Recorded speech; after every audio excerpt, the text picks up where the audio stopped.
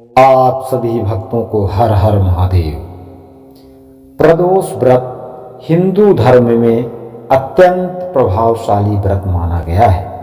प्रदोष का अर्थ संध्या काल, जो भगवान शिव और माता पार्वती के मिलन का समय माना गया है।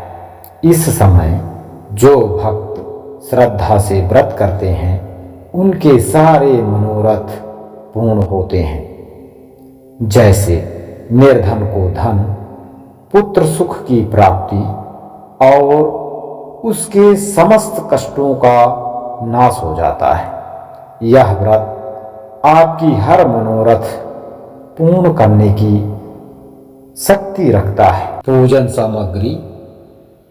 पूजा शुरू करने से पहले इन सामग्रियों को एक थाली में सजा लें। भगवान शिव, माता पार्वती और गणेश जी की प्रतिमा, अभिषेक के लिए शुद्ध जल, कच्चा दूध, दही, शहद, घी और गंगा जल।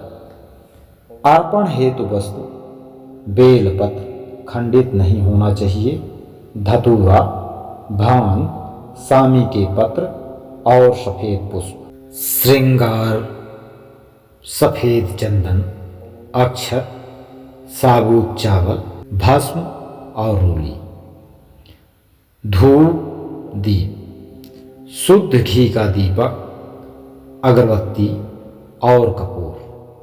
नैवेद्य: नारियल, फल, मिठाई, पंचामृत।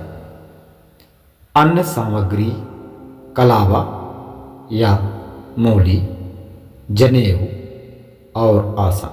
पूजा विधि: प्रातःकाल सुबह जल्दी उठकर स्नान करें और स्वच्छ वस्त्र धारण करें। व्रत का संकल्प लें और दिन भर निराहार या फलाहार ग्रहण करें और ओम नमः शिवाय का जाप मन ही मन करते रहें। प्रदोष काल: सूर्य अस्त से 45 मिनट पहले और 45 मिनट बाद का समय पूजा के लिए श्रेष्ठ होता है। दोपहर स्नान कर स्वच्छ हो जाएं। अभिषेक: शिवलिंग पर जल, दूध और पंचामृत से अभिषेक करें। अंत में गंगा जल अर्पित करें। श्रृंगार: शिव जी को चंदन लगाएं, भस्म चढ़ाएं और बेलपत्र को उल्टा करके अर्पित करें। दीपदान: भगवान शिव जी के आगे घी का दीपक जलाएं। कथा श्रवण: हाथ में अक्षत और पुष्प लेकर प्रदोष व्रत की कथा पढ़ें या सुनें।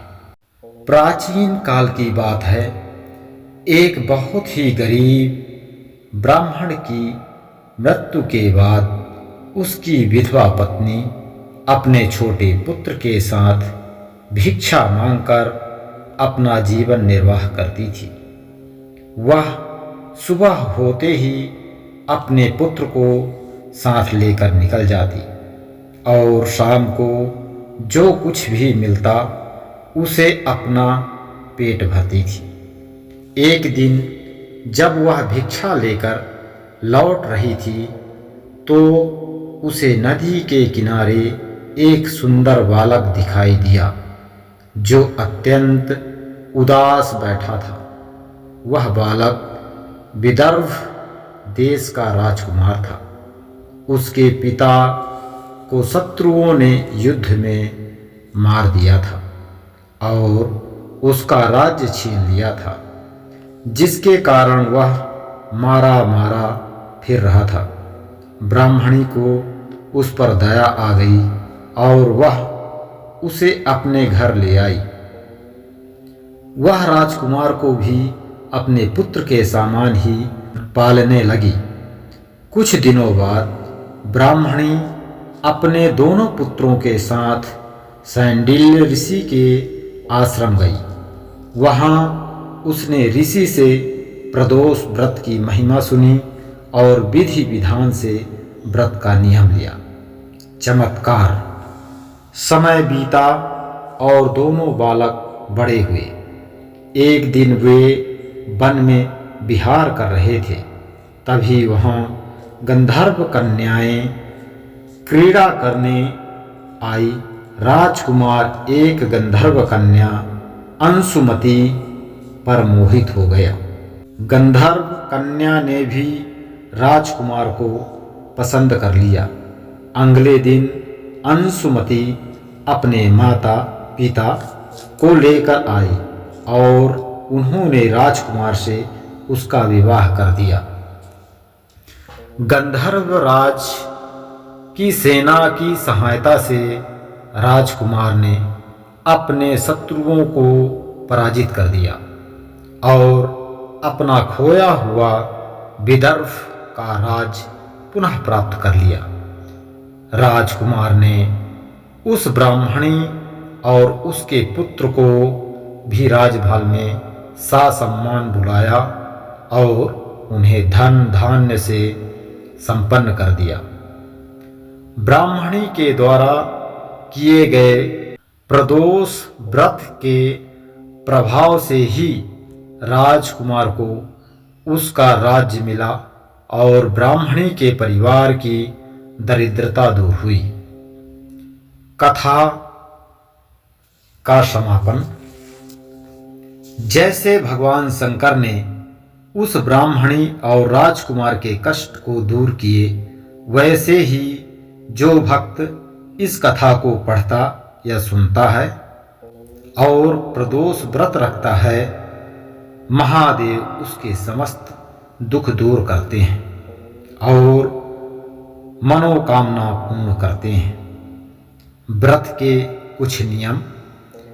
मौन रहें, कथा सुनते समय शांत रहें और शिव जी का ध्यान करें। सफेद फूल। इस दिन भगवान शिव को सफेद फूल और सफेद चंदन अर्पित करना बहुत शुभ माना गया है। दान। सामर्थ्य अनुसार किसी जरूरतमंद को अन्न का दान करें। बोलिए नीलकंठ महादेव की जय। सुनने के लिए आभार। हमारे चैनल को लाइक और सब्सक्राइब जरूर करें और कमेंट्स में हर हर महादेव अवश्य लिखें।